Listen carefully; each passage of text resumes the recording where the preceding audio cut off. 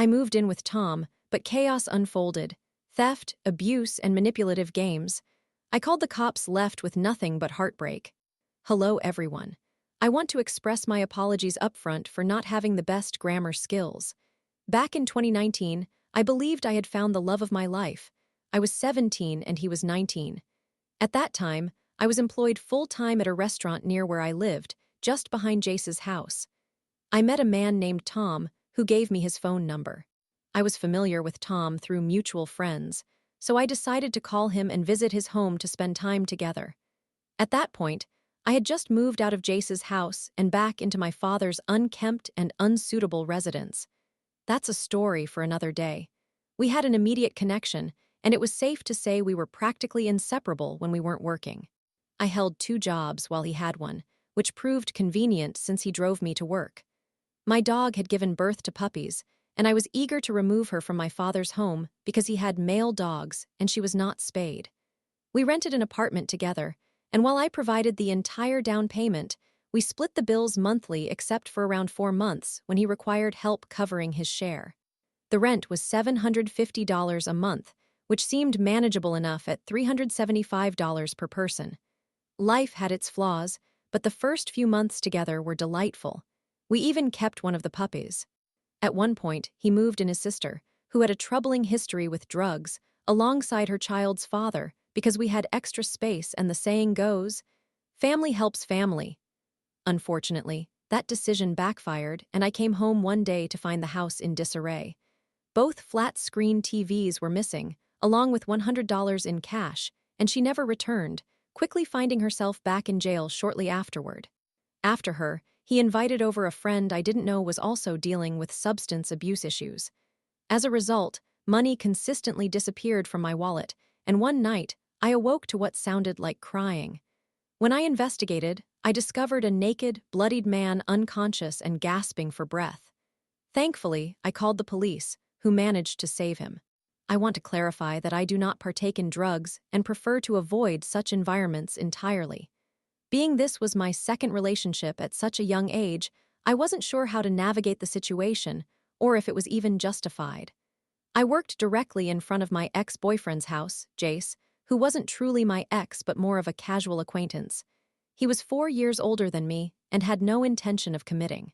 He sold marijuana, and since I smoked, I would visit him to purchase some and socialize with the assortment of people that frequented his place. Nothing inappropriate ever occurred since Jace lacked feelings for me.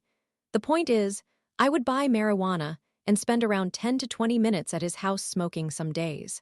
I was open about this with Tom, and he was clear about not wanting me to engage with Jace, either by going over there or speaking to him at all. Despite this, I continued to visit Jace, reasoning that it was convenient, always being upfront about it, as I saw no harm in it and allowed the sharp remarks to come. Tom rekindled a friendship with an old acquaintance, which led to frequent visits. I found him to be egotistical, arrogant, and sexist. This friend's girlfriend was a petite blonde with an attractive figure, and I felt uneasy and somewhat jealous. At 17, after being cheated on by my previous boyfriend, I believed my feelings were justified, but I realized I was likely acting immaturely. I didn't like the idea of Tom hanging out there alone with them. One day, I asked Tom for a ride from work, but he refused, saying he was with his friend and his friend's girlfriend. By this point, our relationship was on shaky ground due to various issues, yet I loved him profoundly and wanted to preserve our relationship. It was my first real relationship, my first stable attachment. I admitted to being petty, so I called Jace for a ride and offered to buy him gas. He agreed, saying his friend Justin was there and that we could all hang out. I was excited because Justin and I were good friends. They picked me up, and once home, I opened a bottle of whiskey. We laughed and spent time together on the couch. When Jace needed the bathroom, I led him upstairs. He pulled me toward the bedroom, professing he had strong feelings for me, but I reminded him we were just friends and that would not happen. We returned downstairs and continued smoking. Shortly after, Tom and his friend, accompanied by his friend's girlfriend, appeared and began screaming, calling me derogatory names. Eventually, everyone left. The tension persisted. This was during the COVID-19 pandemic, when we both lost our restaurant jobs and faced significant financial strain for months. It's worth mentioning I was an off-the-books employee, meaning I didn't receive unemployment benefits like many others. Our lease was set to expire in 2 months, and I sensed Tom was contemplating breaking up with me, which I was fine with. A month before the lease ended, I discovered I was pregnant, fully aware of Tom's plan to walk away. When I shared the news, he seemed excited.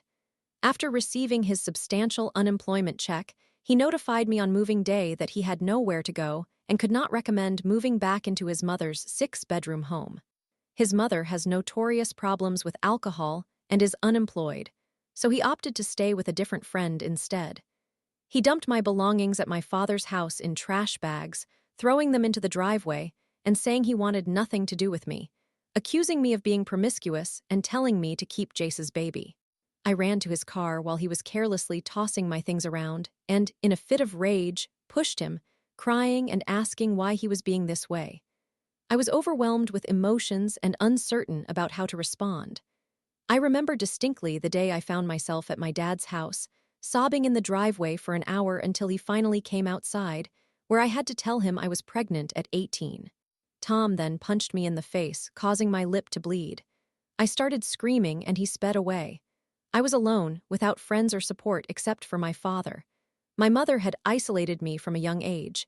In the subsequent months, I found myself labeled the crazy baby mama, but I simultaneously managed to get my life together, and I am proud of my accomplishments.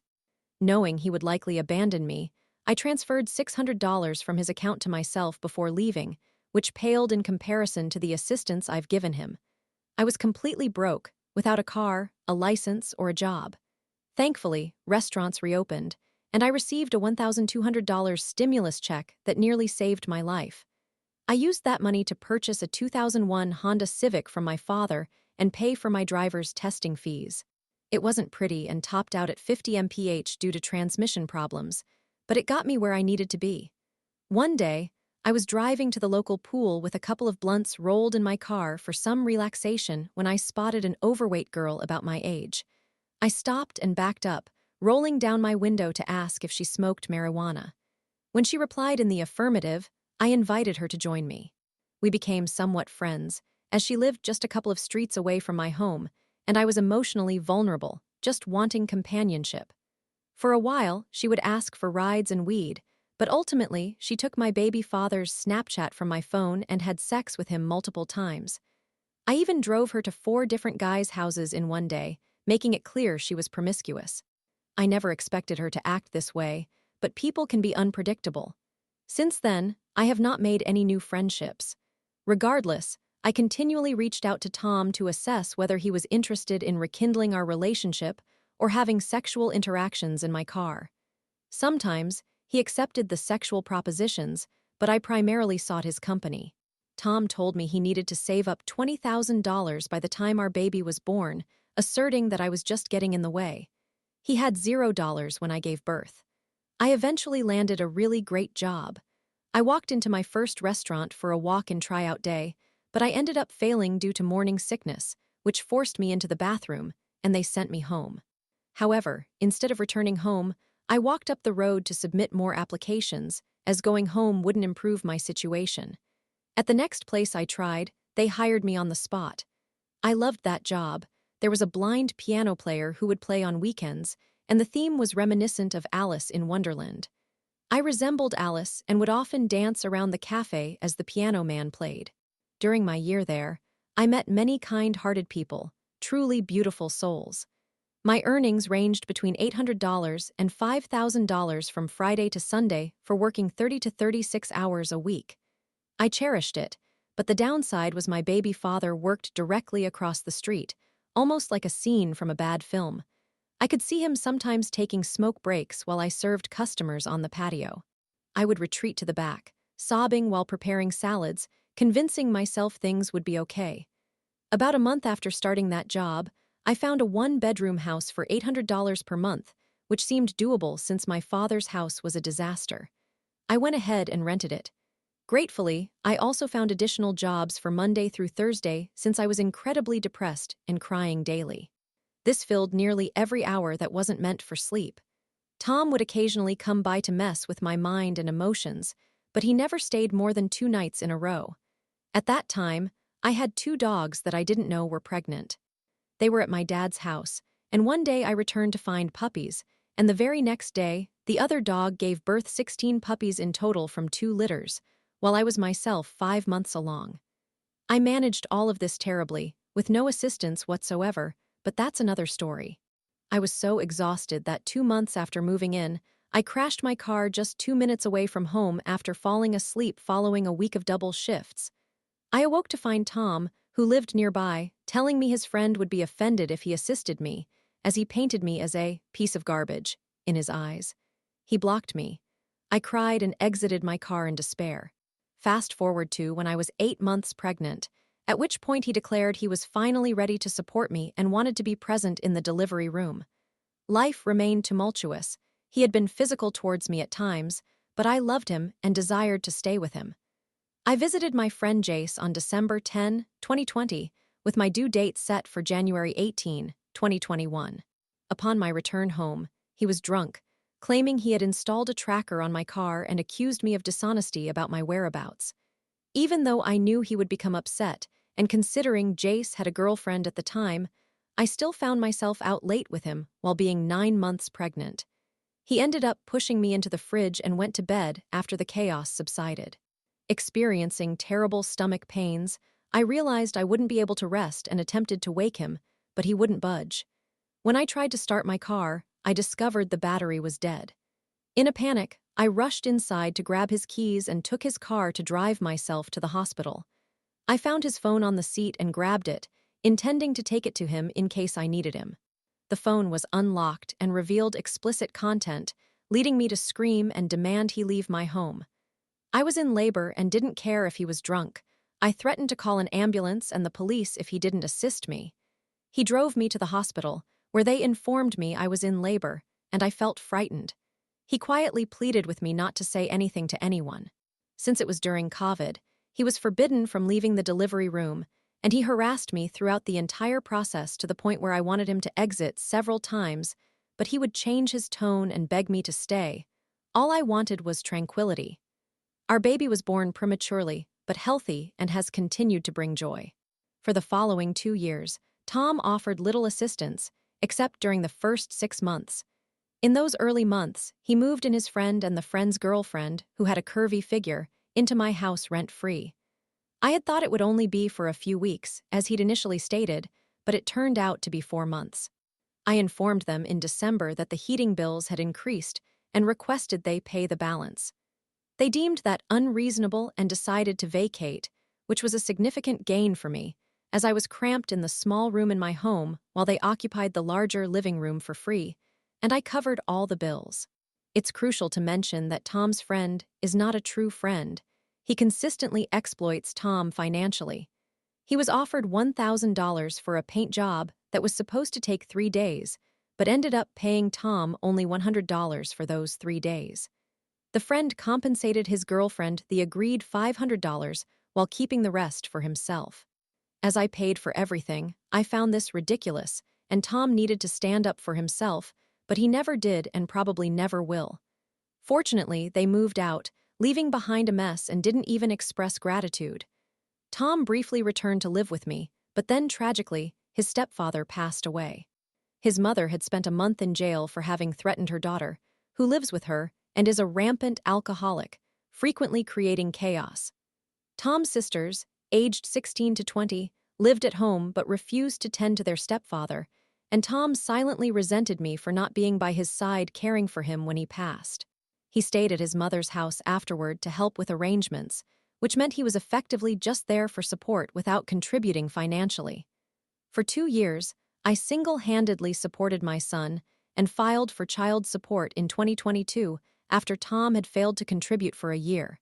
They ordered $800 a month, which he never paid.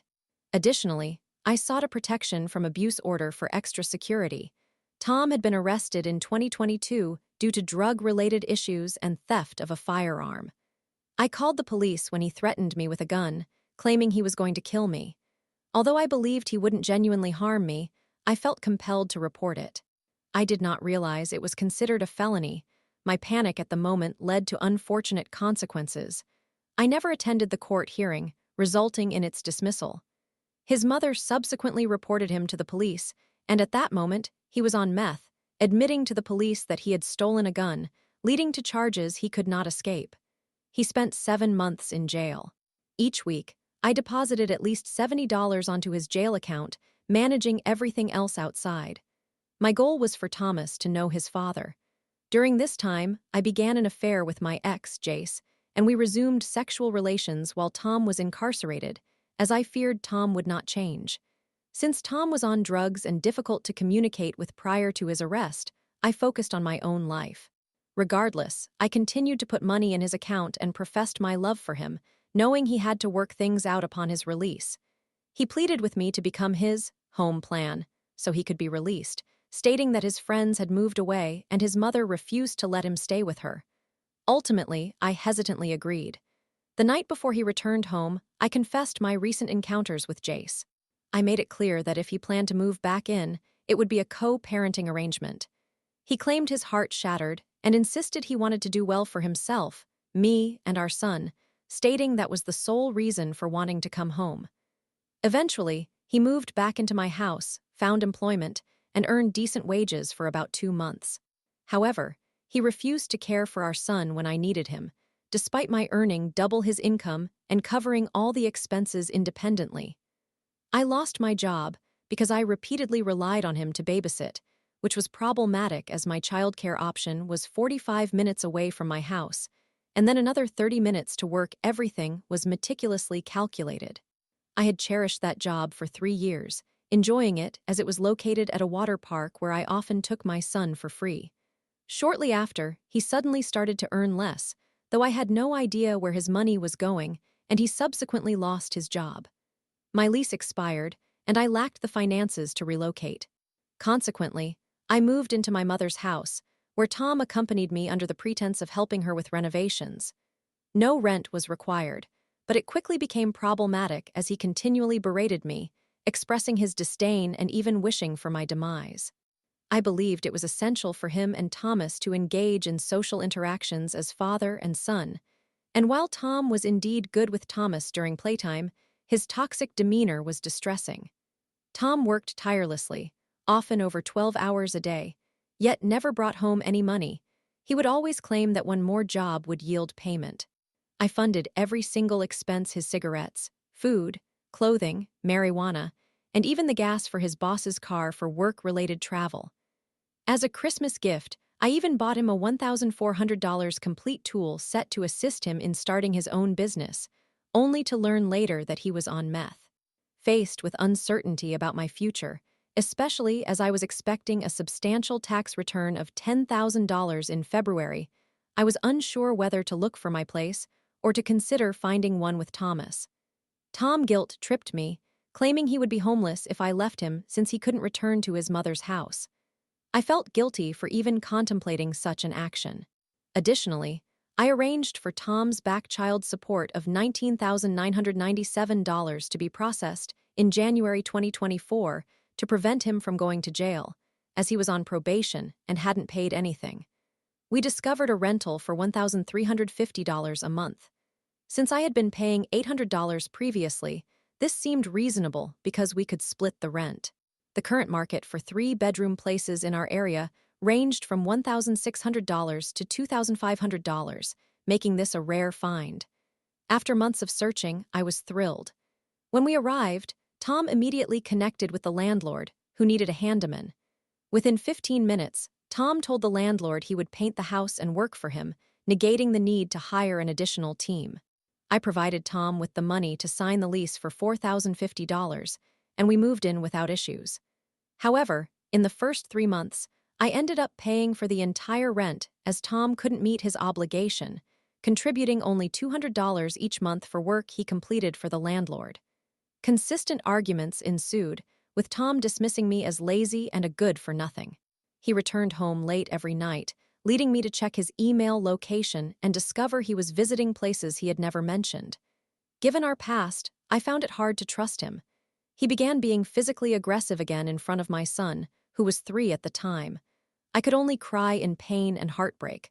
I learned I was pregnant again in May and informed Tom, who appeared happy. He claimed he was working overnight on a construction job, assuring me he would return the next day. While I was grocery shopping, he called to inform me he had totaled his mother's $60,000 truck, and I urged him to run as he was on probation.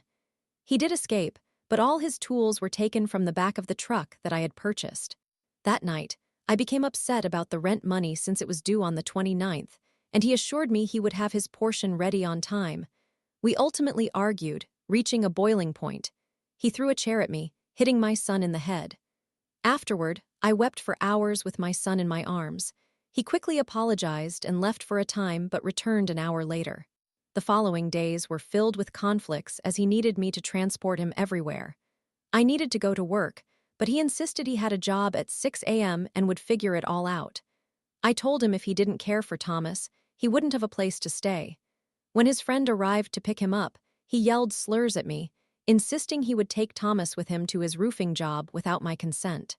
I firmly refused, stating that I didn't want that for my child. He lashed out at me, calling me names and threatening to harm the baby I was carrying. He charged at me, but I quickly locked the door and yelled that he wouldn't be permitted back inside. I yelled my intention to obtain a protection from abuse order that would legally bar him access to my home. Incredibly, just 2 hours after that conversation, the sheriffs arrived at my residence. I was in the bathroom, naked and throwing up from morning sickness, attempting to entertain my toddler.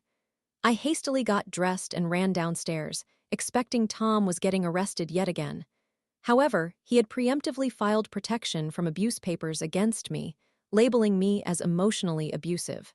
That was odd. There was no mention of further allegations on the documentation. I was perplexed, especially since emotional abuse is not grounds for a protection order in Pennsylvania. I have never raised a hand against Tom and had multiple messages and photos illustrating the bruises I received from him. The deputies informed me that I had to vacate the premises and take my son, as I had custody at that moment. I couldn't return to my house due to my car dying as the battery had failed. In distress, I called my aunt who picked me up, and I frantically packed a few clothes, then went to her home. I was being sued in a court of law, restrained from my home and our son. I then revealed to her that I was pregnant, and I broke down. Before the sheriffs arrived, Tom had sent me messages apologizing for his actions. I had no idea what he was referring to until they arrived 30 minutes later. He claimed he only wanted to help us, suggesting that he hoped I would just hide or come back later. Texting him repeatedly, I expressed my frustration, asking why he would do such a thing. I warned him I would ensure he wouldn't be able to return in 3 days. In an angry moment, I threatened to ruin his life. He left his car abandoned, failing to pay rent, and never updating his address for probation. In a final attempt to help, I had activated a phone in my name for him, which he now refused to return. Additionally, several firearms had disappeared from my mother's home, and I indicated I would contact the police about that as well. My approach may have been flawed, but I was overwhelmed, pregnant, and in disbelief at the situation. 3 days passed, and he notoriously appeared in court with a smug grin. The hearing was postponed. Luckily, I had an active protection from abuse order, so I swiftly changed the address and waited an unbearable 21 more days for another court appearance. I messaged my landlord to propose paying this month's rent in full, including any late fees, but to my dismay, he replied that he would be issuing a notice to quit. Jace helped me find a lawyer. I was frightened, though it turned out I didn't require one. Tom was compelled to drop his protection from abuse request since it had no foundation and couldn't be renewed without evidence to support the claim. A wave of relief washed over me, prompting a celebratory breakfast before I ventured back to my house at around 6 p.m. Upon arrival, I discovered Tom and 2 of his friends present, surrounded by chaos with debris strewn across the farmhouse porch and inside the house. I stepped inside and announced I was merely stopping by to collect some clothes. Heading upstairs to gather my belongings, I was struck by the sight of butane tanks and torches haphazardly scattered around. The guest room had been rearranged, with my son's possessions recklessly tossed into his bedroom, including personal hygiene items scattered on the floor in disarray. I inquired who had been residing there, and Tom insincerely replied, "No one." I understood he lied. I had been driving past our house periodically, noticing unfamiliar cars in the vicinity. Tom exited to the outdoors as I returned downstairs and spotted my phone, which I pay for, resting on the couch. Unlocking it, I noticed the password had somehow been forgotten. I took my place at the top of the stairs, trembling with anxiety, loaded up Messenger, and switched off the Wi-Fi. I took screenshots as rapidly as I could. What transpired next shattered me. Tom's plans were clearly delineated on the phone. The landlord and Tom were conspiring against me with intentions to evict only me. He had moved in 2 of his friends to help cover his rent, and to compound the issue, Tom had invited a 24-year-old woman he referred to as his old childhood best friend several times to our home, taking her young children along. He permitted them to sift through my son's extensive toy and book collection, telling them they could take whatever they wanted. He bought none of it. All of that belonged to me. My son was blessed with everything from nugget couches to large slides, a huge ball pit, bounce houses, outdoor playgrounds, several toy boxes filled to the brim, and countless storage units that were also full of toys. I took pride in his happiness. However, witnessing Tom allow others to rummage through these things and toss items on the floor distressed me immensely. I noticed his kitchen set was entirely missing, an early red flag. Several $100s worth of toys had vanished, which hurt because I had eagerly sourced those myself. About my personal belongings, a good amount of clothing was missing as well, but I didn't care nearly as much. I couldn't fathom how he could betray my son in such a manner. I discovered texts confirming he had notified the young woman just before I arrived that the landlord would be visiting that day to evict me, encouraging her to come and take whatever she pleased, effectively saying, "Screw her. She will pay for everything I set aside for her, and she can come over today." Tom later claimed he disregarded the toys because Thomas already owned so much, which broke my heart. As I sat there trembling, he walked over and saw my phone. He threatened to call the police, to which I retorted that it would lead to him being removed from the property and potentially jailed. Tom laughed at my words. When the police arrived, they instructed both him and his friends to depart and not return, citing my active protection from abuse order from 2021, confirming he had no business being there from the start. He gathered his tools and left with his friends, all 3 of them trudging off together because their vehicle was illegal. I made sure the officers noted that detail. However, the officers were called back to the property with the arrival of my landlord that evening. He demanded that I vacate immediately, retrieve all my belongings, and that he would provide me with $1,350 in return while I left Tom's things untouched and signing over the lease. I flatly told him to leave and that I was aware of his intentions. I was pregnant and paying for that residence. I saw no reason I needed to leave. He informed the officers he shouldn't be allowed to enter the home, which I countered, stating that he hadn't made an inquiry. I was the one with legal rights to enter. He did so, checking everything out as it was a disaster caused by Tom and his associates, including a terrible painting job. He also claimed I hadn't paid rent, prompting me to pull out my phone to demonstrate that I had, and I even offered to pay this month's rent in full. In Pennsylvania, the dwelling should have been painted before I moved in, but they agreed to take care of that afterward. I did not have the skills to do it. I was never given a complete breakdown of the rent owed because he kept that information concealed. After initially arguing with the officer, he was advised to resolve the matter in court. I received an official notice to vacate due to multiple accusations ranging from fraud to disturbing neighbors, and even allegations of prostitution. Yes, prostitution. This man had not spoken a single word to me in the 3 months I lived at that location, and none of it was valid. The judge saw right through his claims and permitted me a pay-to-stay option, which I fulfilled by paying him $1,980 with the associated court fees within days. My landlord, Jim, cackled after the judge left his chambers, saying, "Ha ha ha, good, Tom will be back in the house in mere days," causing me to wonder where this man acquired such bravado. Immediately, I secured a camera and donated all of Tom's clothing, considering he had discarded my son's toys.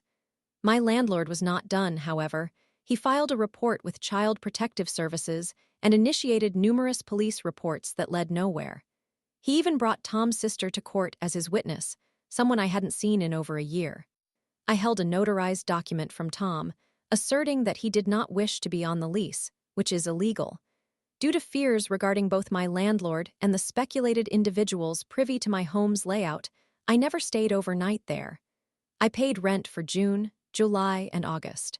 I attempted to persuade my landlord to undertake the necessary painting at the house so I didn't have to reside in slum-like conditions for months, but that proved impossible. He had previously told me he wouldn't offer a discount of $250 for lawn management since Tom wouldn't be residing there anymore. While I was on vacation, he called to announce he would be entering the property to check the water system, claiming he needed to examine it every 5 days. Yet, earlier, he had neglected to check it for the first 3 months I lived there. He shut off the electricity to just my refrigerator the moment he sensed I was not living there regularly. I hadn't noticed this for days while I inspected for maintenance. Similarly, he turned off the water in my bathroom under the pretense that the toilet was broken, only to turn it back on days later without fixing it. My bathtub drain was clogged, and out of an urgent need, I requested he come and take a look. After analyzing the situation, he insinuated that anything on the tub could cost him thousands of dollars, claiming how dare I suggest such a thing. He blamed all issues on me. Meanwhile, I had discovered that Tom had spray painted the walls and floors, leaving literally painted floors. He messed up the baseboards and drilled holes in the walls to hang various items, essentially destroying the basement. Ultimately, I firmly believed Tom still worked for him, and I had no clue what his intentions were. He even engaged in petty actions like demanding I relocate all the toys, benches, and the trampoline off the porch so he could pressure wash it. I was 4.5 months pregnant while doing so, and I later found out he never washed it. The nest of hornets flew around my house for weeks, and he refused to handle that either.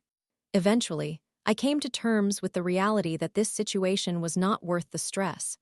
My living situation was unacceptable, the house resembled a dump, and every dollar I earned was directed towards rent. Consequently, I chose to let him take me to court for eviction. I was determined not to vacate voluntarily to make things easier for this jerk. There was no way I would comply. At the time, I had no alternative housing to turn to since my mother had expelled us due to Tom's behavior. I reached out to Tom, who allowed me to move my belongings to his mother's house, where he was currently staying. I didn't inform him at that moment, but I had reached the limit for terminating a pregnancy, and since I don't condone abortion, I did what I felt necessary to save 3 lives from the cycle of poverty and distress. I had just undergone an abortion at 4 months and 22 days. It was agonizing, as I had desperately wished to keep my baby girl. I faced the harsh reality given Tom's situation and the previous pregnancy, which had been anything but smooth. I realized I needed to take this step to avoid living in despair while caring for my one child. The anguish I felt the week leading to my eviction weighed heavily on me, and during this highly challenging time, he was being nice, claiming he would ensure everything was removed from the house. True to his word, Tom removed all of his possessions and whisked away about a quarter of my son's belongings right before my landlord arrived. He had ghosted my landlord for a month because we began communicating again, and I could only imagine how that impacted his ego, as the landlord had put so much effort into assisting Tom, who turned around to disrespect him ultimately. My landlord declared he would lock the door, and I didn't have enough time to grab my camera. I had just purchased my son a new bed and mattress, throwing away $200. Along with the $250 nugget couches, the $300 slide, the $500 ball pit, and numerous other items, including my clothing and personal belongings. I felt a surge of rage knowing legally he needed to hire a constable to change the locks, and he would have to pay $300 for that. I was infuriated because I wanted him to experience financial consequences for all he had put me through. Tom promised to retrieve my possessions the following week, but the time came and went without any resolution. All of my belongings vanished into thin air. I texted the landlord personally to inquire about my things, and he mockingly suggested I ask Tom instead. He had never sent me a letter or notification, leaving me in shock and heartbroken. All of my son's possessions, which didn't even belong to me but were his, had vanished. That was devastating. By November 2024, I was living at Tom's mother's house, and the experience was horrid. I discovered he had a meth problem, but I could never tell when he was under the influence. My knowledge came from examining texts and rummaging through his phone. In the past 4 months, he physically assaulted me at least 13 times, and constant arguments ensued. He continuously demanded money or cigarettes or borrowing funds, but he never repaid me. Conversely, I never asked anything of him other than assistance with heating my son's food or occasionally changing a diaper. I lived there for free with my child, yet there was a distinct lack of structure. His sister had a 2-year-old son who ran around naked, yes, naked with no one caring. She was foul-mouthed and ill-mannered, while my son behaved angelically. However, he began to adopt negative habits.